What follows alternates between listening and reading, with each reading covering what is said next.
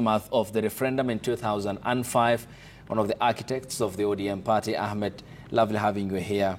And on a consequential day in Kenya's political calendar, David Osiani is a former Chief Administrative Secretary, served in the Kenyatta government between 2018 and 2022. So lovely having you here, much appreciated, given what has happened today. First to you, Ahmed, what is the fitting vocabulary to describe the man? I think if we didn't have him, we would have to invent him.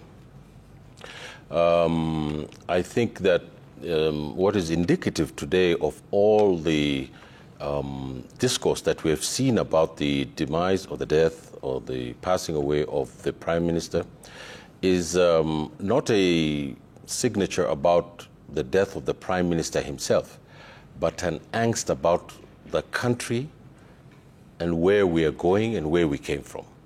If we are going to mourn, and we should mourn our Prime Minister, and a leader who has brought singularly, in many ways, some of the most profound changes we have in this country, it says something about us. It says that we have lack of institutions, and we rely on individuals more than we rely on our institutions. It is proper and fair for the country to mourn a person who has spent years upon years in jail, who stood up at the darkest moments in this country's history. You know, during the dictatorships that we had here, they were probably equal in brutality and in fear with the colonial system that we had in this country.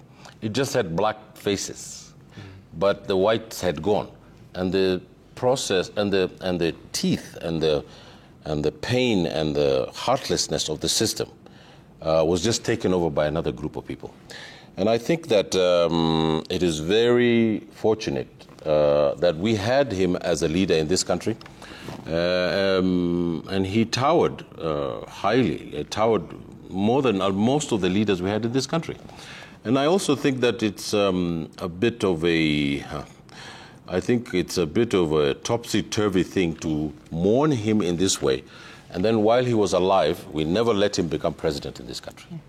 And I think that's important for us to say. Okay, David. Let us spell the word patriotism. The letters that spell the word patriotism are R-A-I-L-A.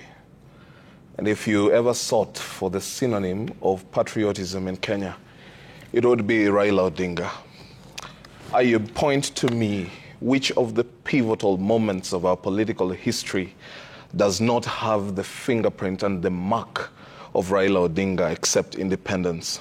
I will name all of them, and each one of them has Raila Odinga behind it, whether it is the clamor for the expansion for our civic and democratic spaces in the 90s, it has Raila Odinga. Whether it is the movement from single-party rule into the multi-party democracy that we enjoyed, it has Raila Odinga's name on it. Whether it is the ousting of the 24-year rule of President Moi, it has Raila Odinga's name on it. Whether it is the new Constitution 2010 that started with the movement in 2005, you know, on the referendum, it has Raila Odinga's name on it. Yea, even as recent as last year, when we were literally on the brink of precipice as a nation at the Gen Z revolt, he looked beyond the moment and said, I shall step in and salvage the nation. People may have different views and opinions, but here is a man who was way too magnanimous, stepping behind from time to time.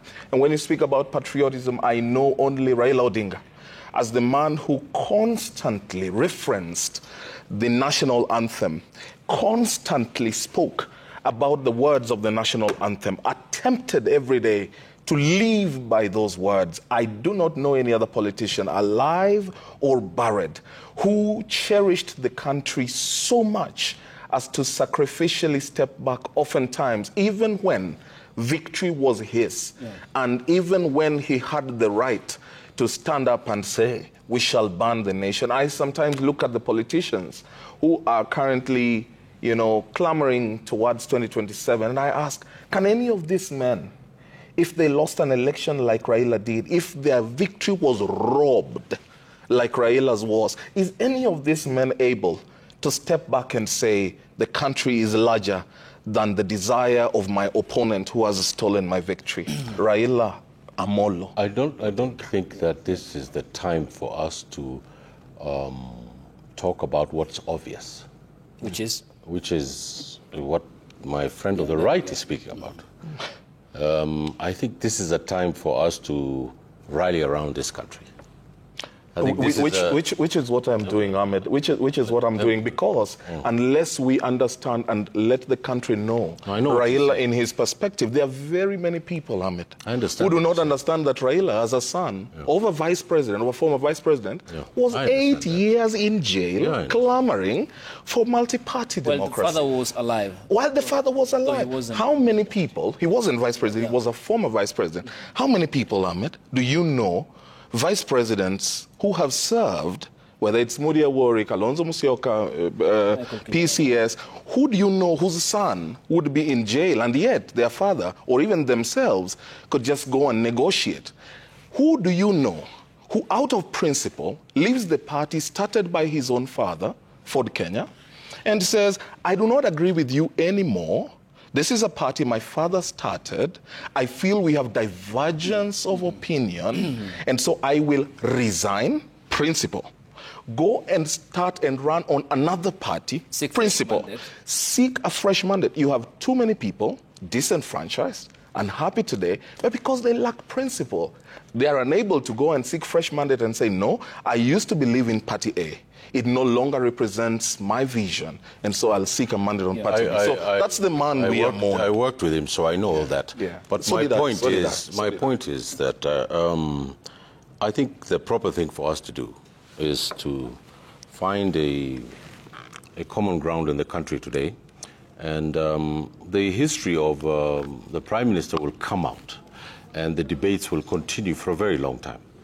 But I think the appropriate thing today is not just to historicize him or to contextualize him, and it's just to feel empathy with the people of this country. You will not dictate how we mourn. Let me finish. How I mourn? No, you will not dictate. So you mourn as you will. Can I finish what I say? We both worked with him. It's not a debate. You will not dictate how I mourn. It's not a debate. Let me just say what I have to say, and then you can say. It's my view, he has his view. Let each view come out.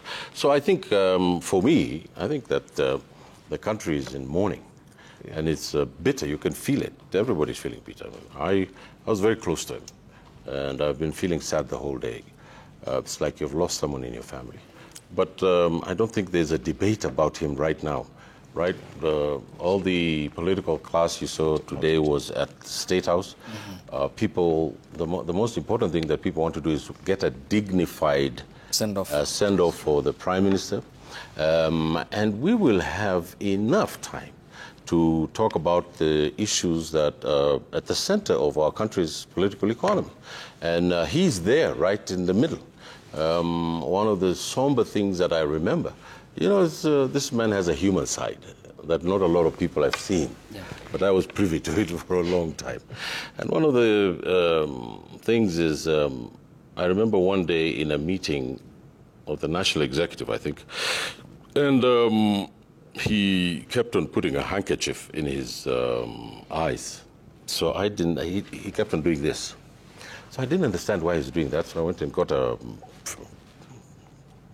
handkerchief, pair of clean from my car, and I came and I gave it to him in the middle of everybody, and I said, use that. Later on, I asked him, why are you doing that? He said, there was no sunlight in prison. They were not giving me enough sunlight, so the ducts in my eyes just exploded and they could not be fixed. So every time, the tears would just come down. So there's a lot of suffering that he's went through, and it's very poignant. But I think that to dignify the man today is that every Kenyan knows the template of the divisions that we have and which side he represented. I stood with him. So did many people. But I think that people have to read the room. They have to understand the mood of the country. And the mood of the country today is that we want a peaceful, dignified, honorable send-off by our republic. And I also believe we have to rally around our president. That's I'm one of the strongest critics of the president, as you know. But I think this is not a time to criticize anything or anyone or anything about the Prime Minister. And I just want to finish with that we are all adults, and it is our job to tell the people of this country things in a way in which that they become somber and not angry. Because if we dredge up the history of this man, it is full of anger, and it is full of victory, it is full of defeats. And I think that we have to be grown up about it, and we have to rally around the president today because he's the leader of this country now, and give this man who has suffered for this country for so long a decent send-off, and then we can start tomorrow or day after the mourning period. My learned friend on the right can come and say the things that he wants to say. That's true. That's my I like how Ahmed, when he says about the handkerchief, that does not historicize Raila. Yeah. When I say he spent 8 years, that historicizes him. But I agree with you. And as I express my grief, Ahmed, I need you to be very clear. I am the greatest supporters of the president in the way he has handled the old man in his last days as a dignified leader. And as I talk about him, it is to help understand the magnitude of the loss this country has suffered. Raila Odinga, as a family man, for example, has been one of the people, he would walk into podiums and every time say, I'm husband of one wife, and people would laugh. But whereas they would laugh, beneath that statement lay a very clear commitment to the unit of family. And Raila was a huge proponent for, gender equity. If you want to see the evidence of the work of Raila Odinga beyond just the appointments he would make, then look at the mentorship he has offered in the parts of Nyanza where he leads. Go to Homa Bay County, for example, where 4 ladies are elected, and not as women reps, today, including as a governor. Lillian Gogo. Lillian Gogo, yes, Dr. Ivo Barra, Gladys, and Millie Odhiambo. In one county, go to Kisumu, where Rosa Buyu is a sitting member of parliament as a lady. It means this is a person who really cherished the gender equity, and he spoke about it. And beyond that, Raila Odinga is the man who, when he got to the table to negotiate, negotiated for the nation, not for tribe. I say this, look at the recent reorganizations and reappointments, whereas one would argue the Mount Kenya had their place at the table already. When he had a chance, he said, hey, my sister Karugo, come and serve as a principal secretary. And some of us had to sacrifice ambitions at the time for later. That's the man we mourn. And the loss of Raila Odinga is such a profound loss. It would be lost on people, for example, who use the southern and northern bypasses. That as Minister of Roads, Raila had to take personal responsibility. In Kisumu, at that time, when he was doing the roads, he had to bring down his brother's house. For him to demonstrate, because he was having issues here, they were saying, hapana, Jaruo amekuja kuvunja vitu vyetu, and now those roads benefit all of us. Raila Odinga was a great statesman, and his loss today is a profound loss for the entire nation. I mourn with the country, I mourn with the continent, with the family. I feel for them. I am sad that we are here, but I know that in his loss, the lessons he leaves behind are too rich, and so they will immortalize him. Impact. Immortalizes him. Ahmed, I know you want to come in. President Benjamin Mkapa, the late Tanzanian president, who was amongst the leaders who had mediated the post-election crisis in 2007, in his book mentions that it was until they had to get Odinga and Kibaki together that the talks had progressed, and specifically points out that other politicians, naming out categorical, the President William Ruto was then the Eldoret North MP, and Mother Karua, who was then the Gishugu Member of Parliament, were placing childish obstacles on the pathway of peace. How will we get such consequential? I think it's a legitimate question. I was there throughout all these negotiations. I was there from the very beginning until the very end.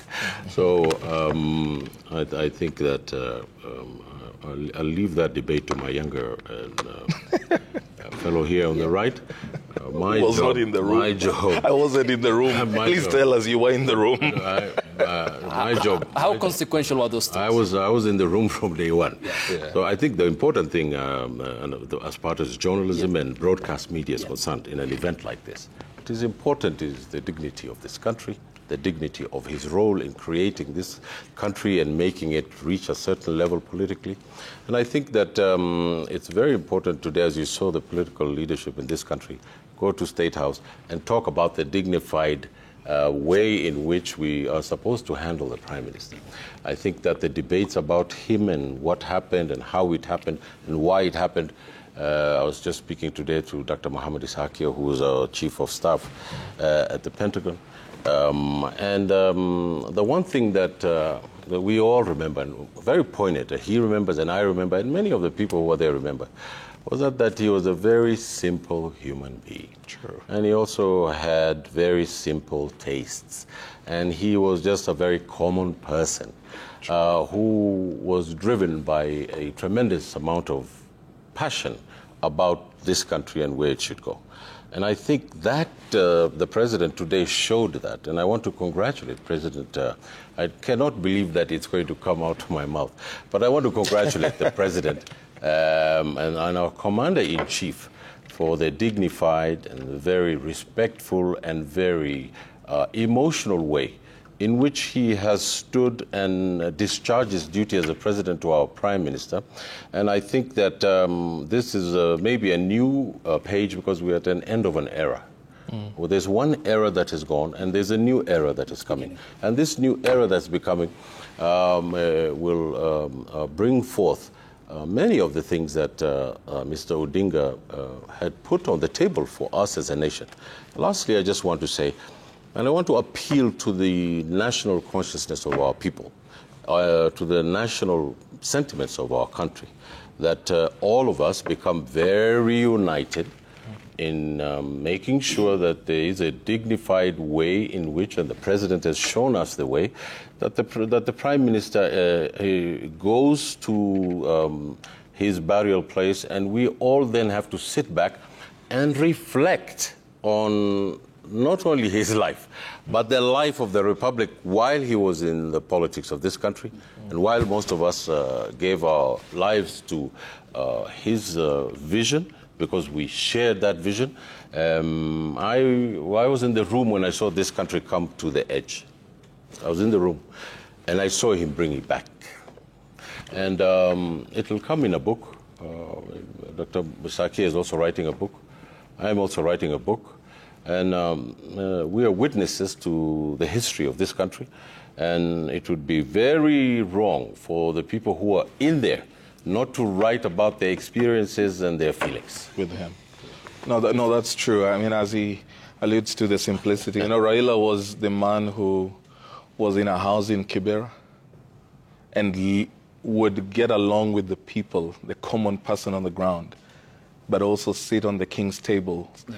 And so he knew how to balance the two worlds with great poise and presence and calmness, and he would fit in. He didn't struggle to fit in. One time we were in a rally across the country, then he saw boiled maize, and I remember him asking on the loudspeaker, he forgot that the microphone was on. He said, Maurice, in Enobando, have you seen the maize, that boiled maize? To someone to get it. He was a very simple man. But I also just want to thank God that this great man has rested peacefully. For a man who dangled and flirted with death and was in opposition most of his life, taking on regimes, going on the street, survived Moi, took on Kibaki, survived that, took on Uhuru, made friends, fought with President Ruto, became friends. And through this times being really on the edge, for a man like that to have gotten to the 80 years and to leave the scene honorably and peacefully is a great thing. We look forward to the president uniting the nation, as he has ably done at this time. I know emotions may run high. I saw them earlier in the day. And while it is right for emotions to run as far high as they could, they have to be tamed so that we bury Raila Odinga. Many people were surprised. Why is Raila Odinga saying, why is he going to be buried in such a short while? You know, in the Luo culture, Raila is what we call Ruoth. Ruoth is a king.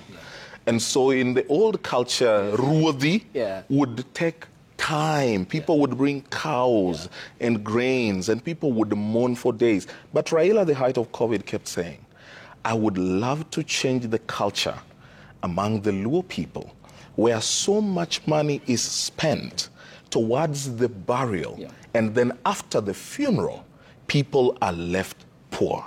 And he expressed, when he dies, he wants to be buried in 72 hours, not once or twice, where I personally was. And so I think that also becomes quite something. Yeah, okay. So Monica, we are still keeping an eye on the flight that is ferrying the delegation led by the Prime Cabinet Secretary. This is one of the most tracked. Abel, is it the most? Yeah, according to my team, this is the second most tracked flight, KQA 202, that is now flying over the Arabian Sea. Of course, it's a busy flight path, as you can see, before it lands in Mumbai. And to just give you some specifics about Mumbai, it's now 1:20, meaning that they are ahead by 2 hours and 30 minutes. So for them, it's Thursday already, 29 degrees Celsius before it touches down, and the busy flight pathway that the KQ Boeing A202 will be flying across the over the Arabian Sea before it lands in Mumbai, and will be escorting back the body of the former Prime Minister. So this is the 3D version of the flight itself, which is flying over the Arabian Sea, that will be putting up shortly on your screens for the detailed attention that we have accorded this flight that has taken off from the Jomo Kenyatta International Airport. My team will be getting shortly to that. Monica, Abel and team who are working on that. Ahmed, yes. I think to contemplate the useful thing, to contemplate the courageous thing, to contemplate to do something important is enough for a man's life. That's a guy called T.S. Eliot. It's very important for us to humanize the leader who has just passed on. Because if we don't humanize him, then he doesn't make any sense to the country. And if we put him in a place, even though we know that he was a titan in this country, we know that he's done all those sacrifices, we know the amount of time and space that he's used to help this country get to where it should be going. I think it is more useful for us to humanize him and his struggle within this country. And one of the things about his humanity is, I remember one specific and very poignant thing was, he brought the buibui into bunge. You know, he has a way of saying, it was a very funny way of saying it, said, mimi nileta buibui kwa bunge. And it wasn't really about the buibui. It was about representation in this country. You know, in some areas in this country, there was no representation. There was no money going in. And I think that one of the things that we can remember him about, first and foremost, is that this constitution that we have. This constitution that we have is a product of struggles of groups, of social formations, of citizens and countries. But at the end of the day, there's someone who comes to symbolize it. You know, all these people President Obama became president. But Martin Luther King, Malcolm X, Douglas Hart, all the men and women of the African American community and other Americans who fought for civil rights and finally had someone from an African American ancestry to become a president of a country is people standing on shoulders of other people. And of course now the Prime Minister has come to symbolize those actors. And I think it is very important, and he himself said so while he was alive, is to humanize him is to give him even more credit. But to make him something that he is not is to take away from him what he was. And I think it is very important that all of us in this country, at these 7 days that we have, remember the memory and the dignity of Mr. Odinga in a way that makes our country much more, able to deal with its history. I think that many of the people who are his age have now gone, the people who are struggling to get change in this country. And it is now the next generation that has to pick up the baton of the political party, pick up the baton of defending the Constitution, pick up the baton of trying to make our union in this country a better union. The divisions that we have are so huge that I think it is a testament that we are still a country right next door in Somalia. One people, one nation, one language. And the white man left this country. He was asked, who do you think is going to survive? And he said, the Somali Republic is the one that's going to stand. And today it is at the doldrums of these divisions, because it never had a statesman who would soothe the angst and the divisions and the hurt of the people. There were only politicians who would divide them. And one of the things I can say about Mr. Odinga, the Prime Minister, is that he was a unifier. He was a unifier. I broke with him on the last part when he joined the broad-based government because I couldn't see why he wanted to join the broad-based government. And maybe tonight I have a better understanding of it because Mr. Odinga saw something and he leapt to it and said, no, if we leave it like this, something's going to go wrong. I might disagree with him. Yeah. I might feel a different way, which is very normal. But at the end of the day, he was the leader. And today there is no leader. He's gone. And there are many, many, many, many, many men and women who want to take up that role. So I think that before we talk about those issues, Ayub, I put it to you, is that this republic can feel healed, can feel mourned, after we take our time and pay the due respects to our Prime Minister. And after that, we can open the book on what he was not. And I think even in our own culture, we say, so which translates into saying that a man who is already dead, the only things you can talk about are the good things that he did. And I think that's very important. No, I actually love that Raila's harshest critic in his last days has gotten a moment of, oh yeah, maybe he was right. And he truly was right. One of the, I have a cousin called Dan Kanokelo who, when we were burying Phoebe Asio, yes, Raila Odinga made such a heavy, deep speech. And I remember at the time, my cousin saying, and I dismissing him quickly, he said, this looks like a goodbye speech. Because in that speech, he spoke about why he decided to jump in and support President Ruto when the country was going to go down, giving examples of countries that had taken that route and never recovered from that route, stating that, yes, the problems therein, the problems that we were speaking about were legitimate, but the solution to those problems were not the ones that were, it wasn't to be solved in the manner that would bring us down to a halt. In that speech, Raila Odinga spoke to the president and said, we have veered off from Vision 2030. Mr. President, if our union is going to bear fruit, let's retrace our steps to the Vision 2030. He asked the president, let us recreate the NESC, the National Economic and Social Council, that was steering the economic issues of this country, led and chaired at the presidency. He was very categorical, and it was very punchy. He spoke both in Luo and in English. But away from that, Raila Odinga was a hugely magnanimous man, very forgiving.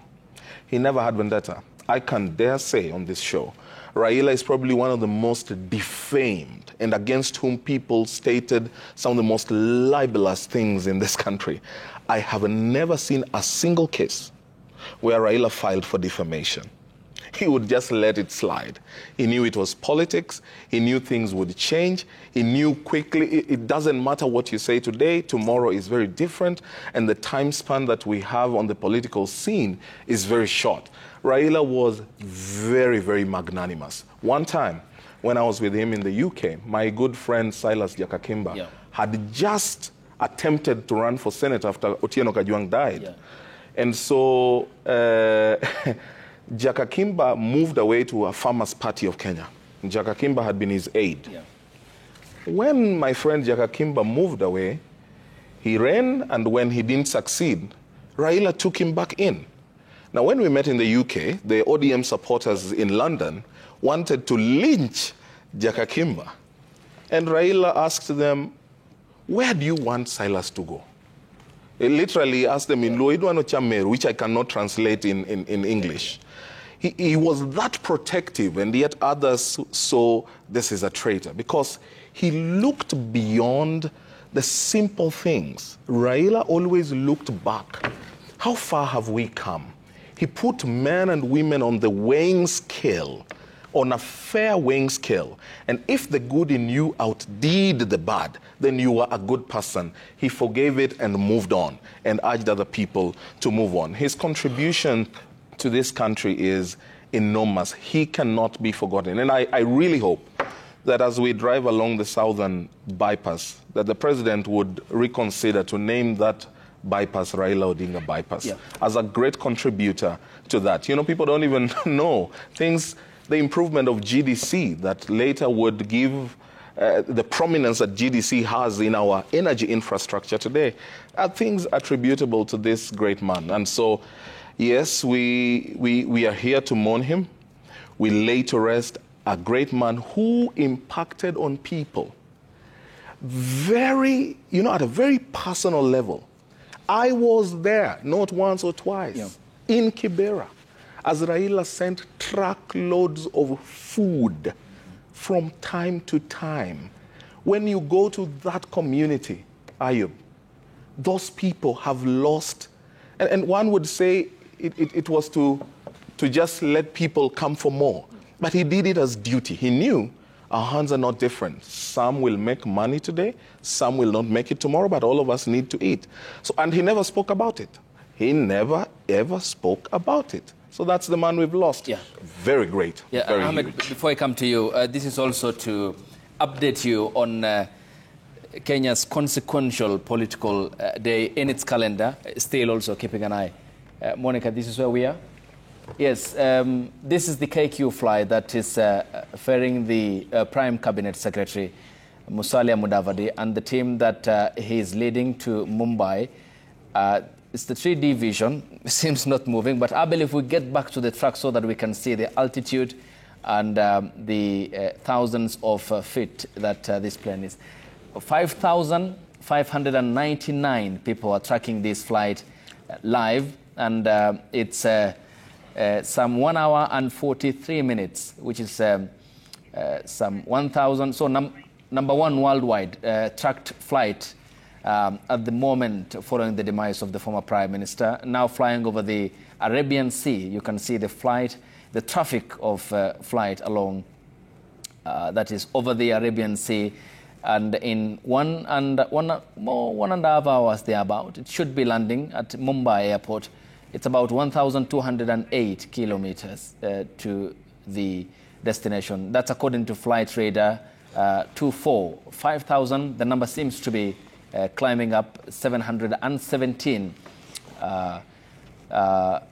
aboard this flight. And the pictures you are seeing, the passengers who are aboard, Nairobi County Governor Johnson Sakaja, the Energy CS, Opiyo Wandayi, amongst other long list of leaders who had taken off from the Jomo Kenyatta International Airport. And it should be landing, estimated time is 3:15 a.m. local time in India. Then it should be back by tomorrow, Thursday, where a long day awaits the Kenyan public, which will be, of course, the public viewing that will begin from 12 p.m. in Parliament.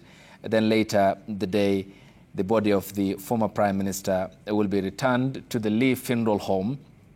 And 8 a.m. on Friday at the Nyayo National Stadium will be the state funeral service that will be attended by dignitaries from outside Kenya to grant the former Prime Minister a fitting send-off.